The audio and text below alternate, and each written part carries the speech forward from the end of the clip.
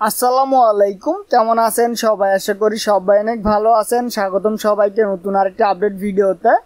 ভর্তি পরীক্ষার জন্য একজন শিক্ষার্থীর কত টাকা খরচ হতে পারে সে বিষয়ে একটি পূর্ণাঙ্গ ধারণা দেব আজকের এই ভিডিওতে। তো চলুন কথা না বাড়িয়ে ভিডিওটি শুরু করি।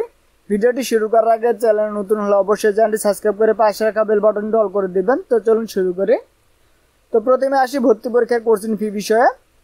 মানবিক শাখার জন্য 10 থেকে 18,000 টাকা, ব্যবসায়ী শিক্ষা শাখার জন্য 12 থেকে 18,000 টাকা, বিজ্ঞান শাখার জন্য 18,000 থেকে 22,000 টাকা, মেডিকেল ও ইঞ্জিনিয়ারিংয়ের জন্য 20,000 থেকে 24,000 টাকা, নার্সিংয়ের জন্য 15 থেকে 18,000 টাকা। এটি হচ্ছে বিভিন্ন ভর্তি পরীক্ষার কোচিং ফি। এরপরে আসি বাসা ভাড়া ও খাওয়া খরচ। মেস পদ্ধতিতে সিট ভাড়া শুরু হয় 3,500 টাকা থেকে। সার্ভিস চার্জ, ইউটিলিটি বিল, অন্যান্য খরচ মিলিয়ে মাসে একজন শিক্ষার্থীর খরচ হয় 4,500 থেকে 5,000 টাকা। 3 বেলা খাবারের জন্য মাসে আরও 3,500 থেকে 4,000 টাকা। সব মিলিয়ে থাকা খাওয়া খরচ গড়ে 9,000 থেকে 10,000 টাকার মধ্যে। লেকচার শিট, অতিরিক্ত বই, ফটোকপি, যাতায়াত, বাড়ি যাওয়া আসার খরচ সহ নানা অদৃশ্য খাতে একজন শিক্ষার্থীর আরও প্রায় 10,000 টাকা খরচ হয়।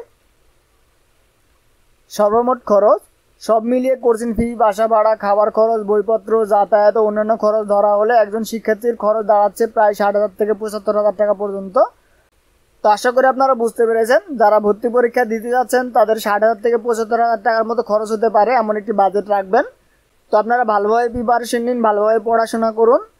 আপনার ভর্তি পরীক্ষার প্রস্তুতিকে আরও এক ধাপ এগিয়ে নিয়ে যেতে আমাদের চ্যানেলটি সাবস্ক্রাইব করে পাশে রাখা বেল বাটনটি অল করে দিবেন। আমাদের এই চ্যানেলে নিয়মিত ভর্তি বিষয়ক ভিডিও আসবে।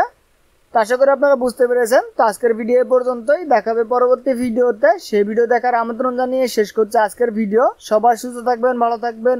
আল্লাহ হাফেজ।